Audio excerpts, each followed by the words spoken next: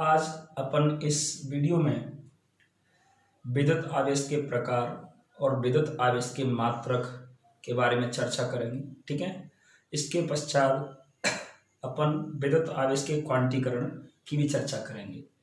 तो समझते हैं विद्युत आवेश कितने प्रकार का होता है। तो आज की हेडिंग है, अपनी फर्स्ट हेडिंग है विद्युत आवेश के प्रकार। विद्युत आवेश के प्रकार।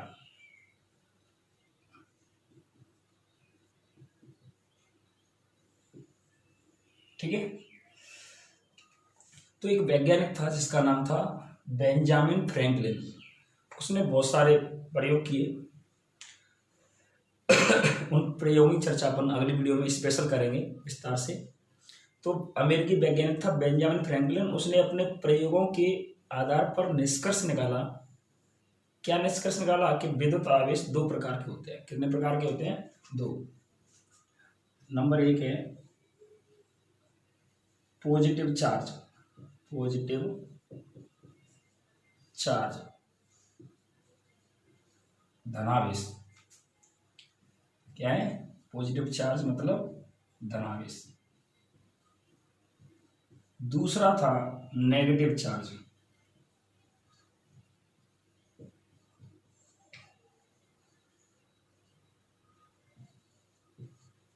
मतलब ऋणावेश।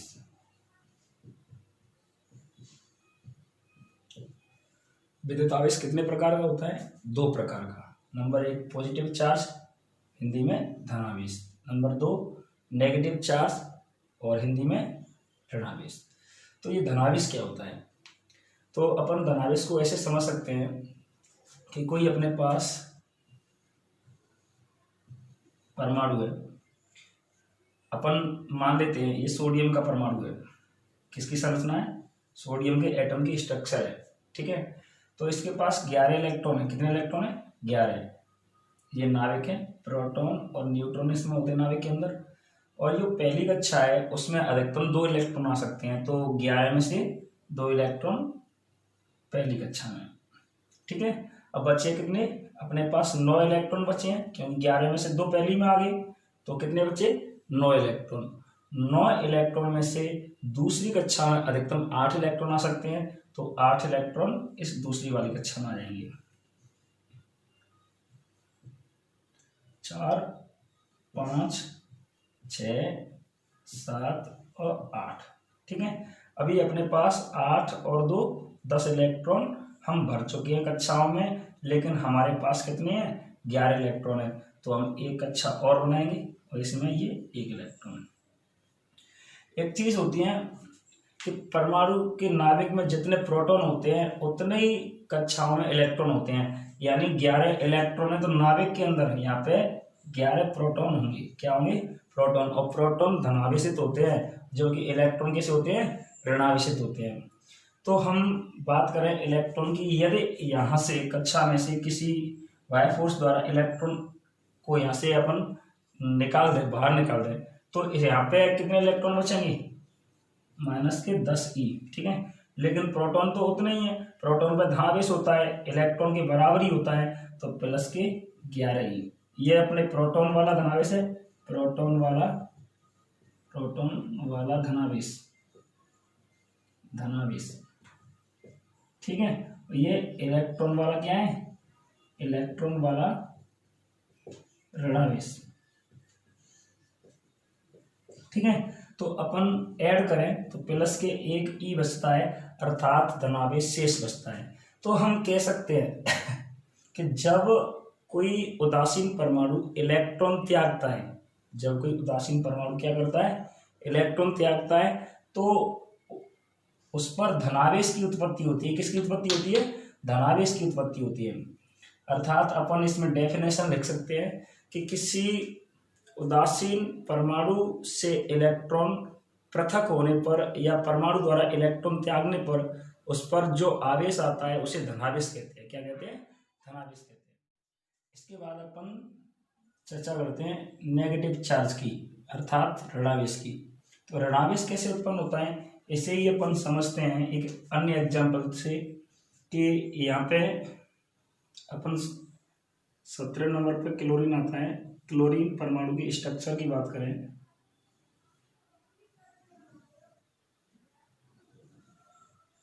तो पहली कक्षा में कितने आते हैं, 2 इलेक्ट्रॉन, ठीक है। दूसरी में कितने आ जाते हैं, 8।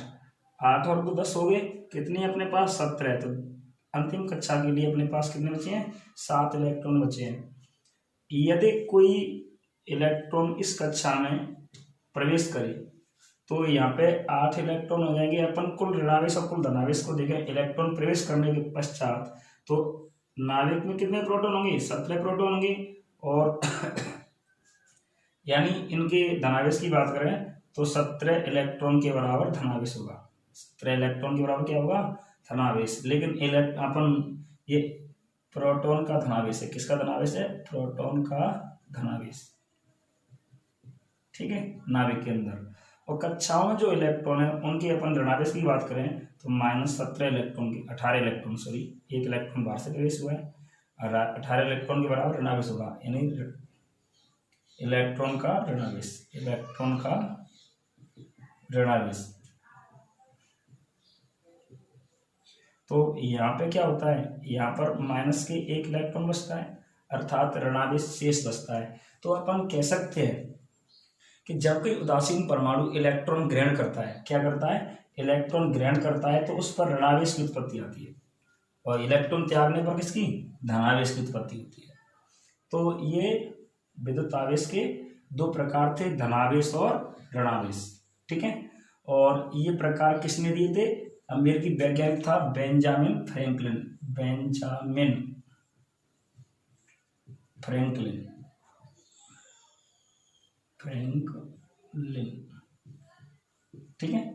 इसने बताए थे कि विद्युत आवेश 2 प्रकार का होता है, धनावेश और ऋणावेश। धनावेश कैसे उत्पन्न होता है वो हमने समझ लिया, ऋणावेश कैसे उत्पन्न होता है वो भी हमने समझ लिया। एक बार दोनों को अपन रिवाइज करते हैं कि जब कोई उदासीन परमाणु इलेक्ट्रॉन त्यागता है तो उस पर धनावेश की उत्पत्ति होती है, और जब कोई उदासीन परमाणु इलेक्ट्रॉन ग्रहण करता है तो उस पर ऋणावेश की उत्पत्ति होती है। तो विद्युत आवेश के हमने प्रकार पढ़े। इसके पश्चात हम पढ़ेंगे विद्युत आवेश के मात्रक, यूनिट्स ऑफ इलेक्ट्रिक चार्ज।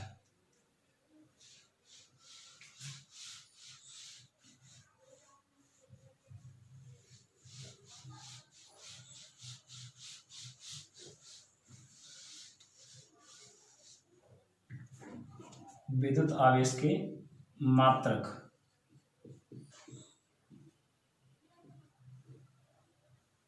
ठीक है। तो सबसे इम्पोर्टेंट यूनिट की बात करें अपन, वो होता है एसआई मात्रक। और आवेश का जो एसआई मात्रक होता है वो होता है क्या, कूलम। कोष्टक में इसका जो प्रतीक होता है वो सी होता है, ठीक है। विद्युत आवेश का एसआई मात्रक क्या होता है, कूलम। विद्युत आवेश की सबसे छोटे मात्रक की बात करें, सबसे छोटा मात्रक, छोटा मात्रक वो होता है स्टेट कूलम। क्या होता है, स्टेट कूलम, ESU, ठीक है। स्टेट कूलम होता है, जिसे हम फ्रैंकलिन भी कहते हैं। और एक कूलम में और एक स्टेट कूलम में क्या रिलेशन होता है उसे अपन लिख सकते हैं, एक coulomb is equal to 3 × 10⁸ stat coulomb, stat coulomb, ठीक है। और विद्युत आवेश का जो सबसे बड़ा मात्रक होता है, सबसे बड़ा मात्रक, बड़ा मात्रक वो होता है फैराडे, फैराडे, ना कि फेरड, ना कि फेरड। फेरड भी एक यूनिट्स है, वो आवेश की यूनिट नहीं होती है, वो होती है धारिता की यूनिट,